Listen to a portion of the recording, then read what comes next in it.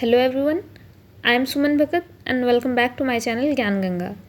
आज की इस वीडियो को हम लोग dive into literature with me वाले सीरीज़ में कंटिन्यू करेंगे। ये वीडियो बहुत ही इंटरेस्टिंग होने वाली है। इस वीडियो में हम लोग डिस्कस करेंगे ड्रामा से रिलेटेड सारे टर्म्स को, जो कि लिटरेचर स्टूडेंट्स एंड बाकी सब के लिए भी काफ़ी इंपॉर्टेंट है। तो चलिए without wasting much time let's get started. ऐसे तो ये टॉपिक काफ़ी ब्रॉड है, बट हम लोग सारे टर्म्स को ब्रीफली डिस्कस करते हुए जाएंगे ताकि एक वीडियो में ही कवर हो जाए।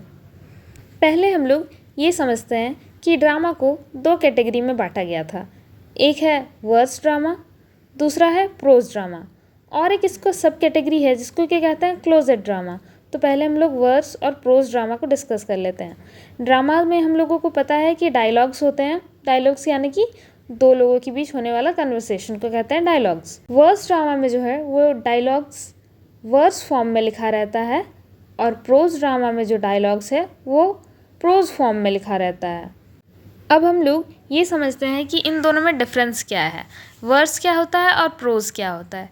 वर्स में जो होता है वो एक सेट रिदम होता है, या कह सकते हैं कि मीटर होता है, पर प्रोज जो लिखा रहता है वो ऐसे ही टेक्स्ट रहता है जिसमें ना कोई मीटर होगा और ना ही कोई रिदम होगा।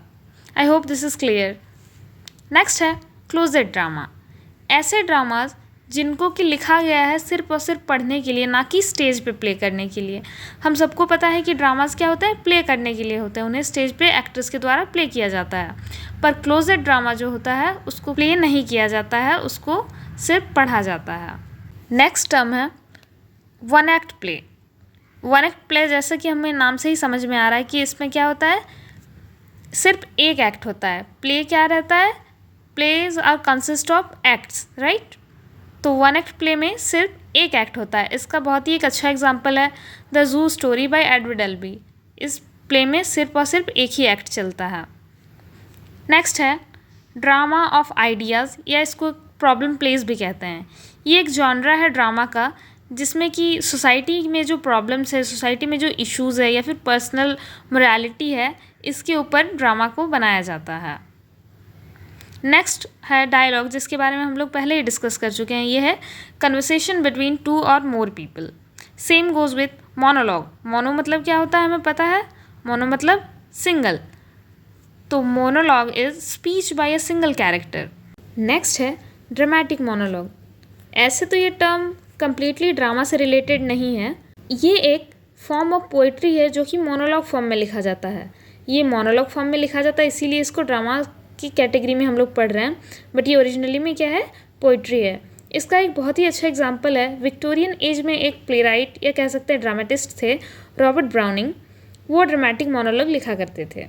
Next is dramatic irony. ये टर्म पर्सनली मुझे काफ़ी इंटरेस्टिंग लगता है। इसमें क्या होता है कि ऑडियंस जो रहती है वो अवेयर रहती है कोई एक क्रूशियल इन्फॉर्मेशन से, जिससे कि मे बी जो कैरेक्टर हैं उस स्टोरी के उन्हें नहीं पता होता है। इसको हम लोग चलिए एक एग्जांपल की हेल्प से समझते हैं। जैसे कि जो शेक्सपियर का एक बहुत ही फेमस ड्रामा है मैकबेथ। इसमें मैकबेथ एंड लेडी मैकबेथ ये दोनों मिलके किंग डंकन को मारने का प्लान करते हैं, जो कि उस कहानी के जो किरदार हैं उनको नहीं पता होता है। बट ऑडियंस जो रीडर्स हैं, जैसे कि हम लोग, हमें क्या है, हमें पता होता है कि वो लोग उस रात किंग डंकन का मर्डर करने का प्लान कर रहे हैं। So dramatic irony is audience knows what will happen next, but other characters do not know. So, in dramatic irony, the audience knows that what will happen next, but the other characters do not know. Next is soliloquy.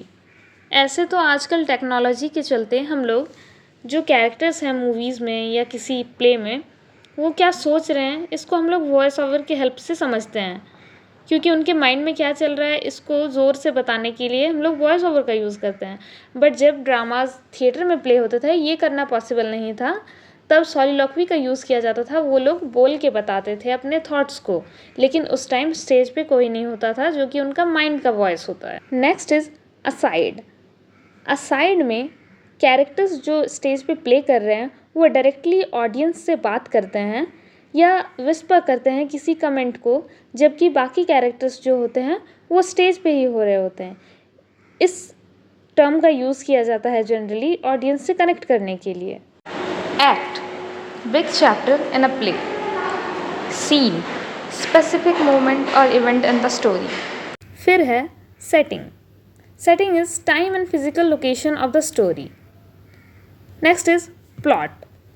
Plot is sequence of events that make up the story. Next one is stage.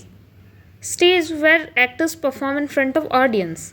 Character who acts out the story. Next है climax. Climax is the most intense moment in the story. किसी movie का climax होता है जब वो peak पे होता है. इसी तरह से किसी ड्रामा का भी क्लाइमैक्स है जब मोस्ट इंटेंस एंड जो पीक वाला मोमेंट है वो. नेक्स्ट है डेनॉनमेंट. क्लाइमैक्स के बाद जब रैपअप होने लगती है स्टोरी, यानी कि उसके बाद जो गिराव होता है स्टोरी में, उसको बोलते हैं डेनॉनमेंट. फिर है कैथारसिस. कैथारसिस है जो इमोशनल साई ऑफ रिलीफ होता है किसी शो को देखने के बाद या किसी इंटेंस चीज़ को देखने के बाद, उसको कहते हैं catharsis. Next is poetic justice. Poetic justice में इसको हम लोग इस तरह से समझ सकते हैं कि जैसे को तैसा फल मिलना, यानी कि अगर किसी कैरेक्टर ने अच्छा काम किया है उसको उस मुताबिक उसके साथ अच्छा हो उस ड्रामा में, एंड अगर किसी ने बुरा किया है तो उसको उस तरह से पनिश किया जाए. इसको बोलते हैं poetic justice. Next is conflict.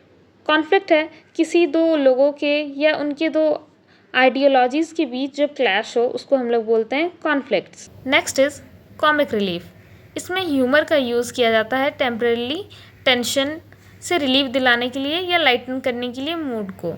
इसको स्पेशली ट्रेजेडीज़ में यूज़ किया जाता है क्योंकि ट्रेजेडीज़ जो होती है वो काइंड ऑफ सैड होती है, तो उसमें कॉमिक रिलीफ का यूज़ किया जाता है ऑडियंस को थोड़ा सा रिलीफ देने के लिए. Next is हेमर्शिया. हेमर्शिया को ट्रेजिक फ्लॉ भी कहते हैं. इसमें जो हीरो है उसके अपने बुरे कर्मों की वजह से अगर उसको ट्रेजिक एंड मिलता है तो उसको बोलते हैं ट्रेजिक फ्लॉ या hamartia. Next is tragic hero.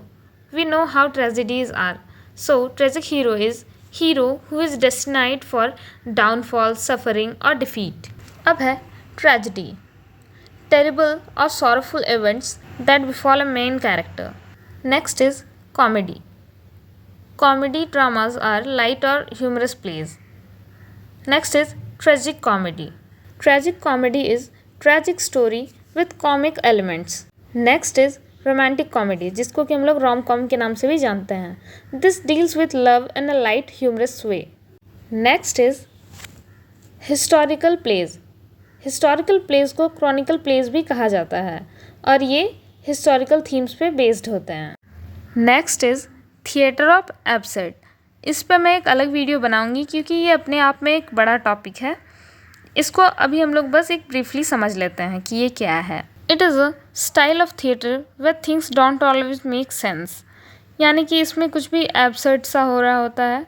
अभी के लिए हम लोग इतना समझते हैं, बाकी इस पर एक अलग वीडियो आएगी, तो उसके लिए आप लोग मेरे चैनल को सब्सक्राइब कर लीजिए. वीडियो अच्छा लगा हो तो लाइक करके फ्रेंड्स के साथ शेयर करना ना भूलें. मिलते हैं नेक्स्ट वीडियो में.